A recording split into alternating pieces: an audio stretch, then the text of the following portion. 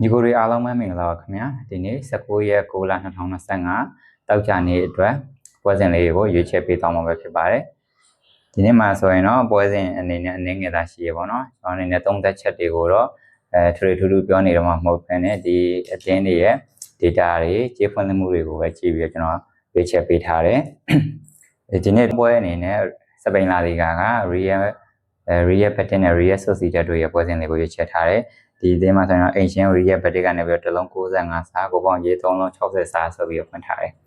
ကျွန်တော်အနေနဲ့ဒီပွဲအတွက်ကိုကိုပေါင်းအနေကိုရွေးချယ်တယ်1-1 လောက်သာခံမှန်းထားတယ်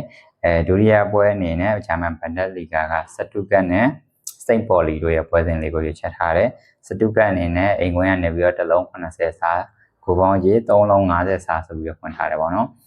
ဂျာမန်ဘန်ဒက်လီဂါတွေကတော့ပုံမှန်အားဖြင့်တော့ကိုပေါ်တက်တယ်ဒီရာသီမှာစိန့်ပေါ်လီအနေနဲ့ရှုံးပွဲမရှိသေးဘူးပေါ့နော်။ဒါလည်းကောင်းလေးပိုင်ဆိုင်ထားတယ်။စတူဂတ်ကတော့တပွဲသားအနိုင်ရရှိထားတယ်။ဒါပေမဲ့ဒီပွဲမှာစတူဂတ်တို့အနိုင်ယူကစားသွားမယ်လို့ကျွန်တော်အနေနဲ့တော့ထင်တယ်ပေါ့နော်။ဒါပေမဲ့နှစ်ဖက်သွင်းကို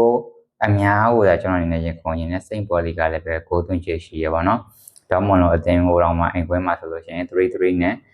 တေးကြအောင်ကစားထားနိုင်တဲ့အသင်းတစ်သင်းပေါ့။ဒါကြောင့်မလို့နှစ်ဖက်သွင်းကိုရှိနေနိုင်တဲ့အနည်းဆုံး2-1 2-2လောက်ကနေပြီးစကြည့်ရမယ်လို့ရှုံးတယ်။ဒါကြောင့်မလို့ဒီစိန့်ပေါ်လီကိုပေါ်ကိုရွေးချယ်တယ်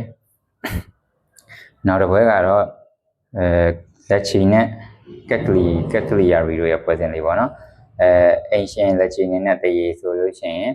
30စားရမယ်ပေါ့လက်ချီကနေစားရမယ်ကက်ကလီယာဘက်ကနေချစ်ပေးထားတယ်ကိုပေါင်းကြီးကတော့ပျော်တယ်နှလုံး20ရှုံးဆိုပြီးဖွင့်ပေးထားတယ်ဒီပွဲမှာလည်းနှစ်ဖက်သွင်းကိုအများကြီးရှိမနေနိုင်ဘူးလို့ကျွန်တော်အနေနဲ့ထင်တယ်ခံရရတဲ့အနေနဲ့ဆိုရင်တော့ C1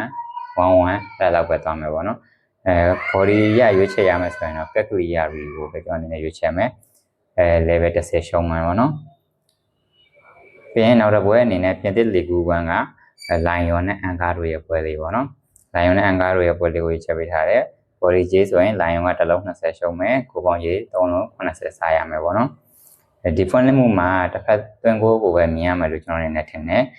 မဲ့တေချာပေါက်လိုင်ယွန်အနေနဲ့ဒီဘက်ကိုအနိုင်ယူပြသွားနိုင်မယ်လို့ကျွန်တော်လည်းရှုံးကြည့်ရပါတော့အိမ်ဝင်လည်းဖြစ်တယ်ခြေစွမ်းမိုင်းရလည်းပဲနောက်ဆုံးတပွဲသာပဲ runners ကိုရှုံးနေထားတယ်ပေါ့နော်အဲ့တော့ဒီပွဲမှာတော့အနိုင်ရလည်းကိုပြန်လဲဖော်ဆောင်နိုင်မယ်လို့ထင်မယ်အနည်းဆုံးတစ်လုံးအသာနဲ့ကြည့်ရမယ်ဒါကြောင့်မို့လို့လိုင်ယွန်တစ်လုံး20ရှုံးကိုကျွန်တော်အနေနဲ့အိမ်ရှင်လိုင်ယွန်ဘက်ကနေပြီးတော့နေရပါတော့ရှောင်းညီကိုအနေနဲ့အကြိုက်တူရဆိုရင်တော့လိုက်ပါကစားနိုင်ပါတယ်ခင်ဗျအားလုံးပဲကံကောင်းကြပါစေ